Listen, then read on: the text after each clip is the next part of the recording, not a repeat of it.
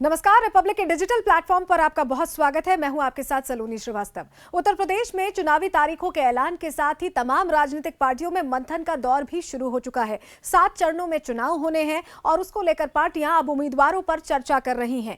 लेकिन छोटे दलों की इस बार बड़ी हिस्सेदारी भी दिखाई दे रही है, क्योंकि सभी पार्टियां कहीं ना कहीं छोटे दलों को अपनी तरफ खींचने में लगी हुई हैं। वहीं छोटे दल भी इस चुनाव में अपना भविष्य तलाश रहे हैं और कहीं ना कहीं अपनी जमीन मजबूत करना चाहते हैं। उत्तर प्रदेश की अगर बात करें तो समाजवादी पार्टी के साथ जयंत चौधरी की आरएलडी साथ खड़ी है। सुभा सपा जो कि पिछले चुनावों में भारतीय जनता पार्टी के साथ थी, वो भी इस बार समाजवादी पार्टी के साथ नजर आ रही है। वहीं निषाद पार्टी और अपना दल भारतीय जनता पार्टी के साथ ताल ठोकते नजर आएंगे। अगर पिछले विधानसभा चुनाव के नतीजों पर नजर डालें तो ऐसा लगता है कि उत्तर प्रदेश की जनता एक ही पार्टी को वोट देती नजर आ रही है। 403 सीटों की विधानसभा सीटों की अगर बात करें तो 202 सीटें बहुमत के लिए चाहिए होती हैं। अगर पिछले 3 विधानसभा चुनाव के नतीजों पर नजर डालें तो ऐसा लगता है कि उत्तर प्रदेश के मतदाता एक ही पार्टी को जीत दिलाने की कोशिश करते हैं। 403 विधानसभा सीटों का ये जटिल प्रदेश राजनीतिक और सियासी एंगल्स के अलावा जातिवाद में भी बटा हुआ नजर आता है। 202 सीटों पर जीत हासिल करने के लिए पार्टियां जोर लगाती हैं। अगर 3 विधानसभा चुनावों की बात करें तो 2007 में बसपा ने 206 सीटों पर जीत हासिल की और मायावती तब मुख्यमंत्री बनी। उसके बाद आए अखिलेश यादव। 2012 में उन्होंने 224 सीटों पर जीत दर्ज की। वहीं 2017 में यूपी में बीजेपी की सरकार बनी और 312 रिकॉर्ड सीटों के साथ योगी आदित्यनाथ को मुख्यमंत्री बनाया गया।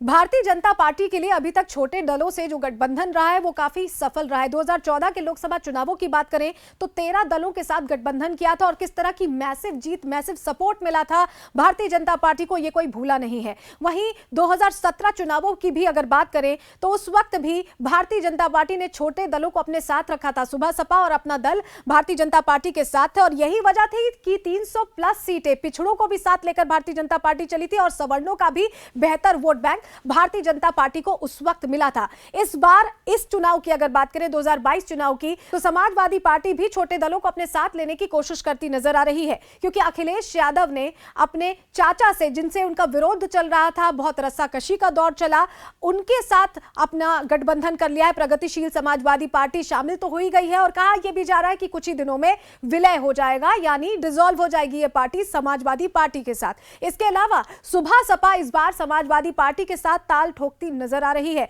जयंत ऑलरेडी आरएलडी के जो चेहरे हैं वो ऑलरेडी समाजवादी पार्टी के साथ रैलियों में भी नजर आए। तो समाजवादी पार्टी कहीं ना कहीं ये कोशिश कर रही है कि इन छोटे दलों को साधते हुए उन इलाकों को साधें जहां पर इन दलों का वोट बैंक काफी बेहतर माना जाता है, क्योंकि राज्यभर का कहा जाता है कि पूर्वांचल में अच्छा बेस है। ऐसे में 2017 में देखा भी गया था किस तरह से भारतीय जनता पार्टी के साथ सुभा सपा आई थी और बेहतर जीत भारतीय जनता पार्टी को मिली थी। इस बार समाजवादी पार्टी के साथ राज्यभर खड़े नजर आ रहे हैं। पूर्वांचल को साधने की यहां पर अखिलेश यादव की कोशिश है। जयंत आरएलडी के बड़े चेहरे हैं और जयंत चौधरी अभी जिस तरह का किसान आंदोलन चला उसके बाद अपनी पार्टी को मजबूत स्थिति में देखते हैं और समाजवादी पार्टी भी इसी वजह से जयंत चौधरी के साथ खड़ी नजर आ रही है। प्रगतिशील समाजवादी पार्टी को साथ लाने की वजह सिर्फ यह है कि शिवपाल यादव एक बड़ा चेहरा रहे हैं समाजवादी पार्टी का, अच्छा वोट बैंक उनका भी रहा है, उनको भी साथ में लेकर अखिलेश यादव चलना चाहते हैं और यह कॉम्बो कितना सफल हो पाएगा ये वक्त बताएगा। लेकिन अगर बात करें कांग्रेस और बसपा की, तो बसपा कह रही है कि 403 सीटों पर अकेले चुनाव लड़ेगी।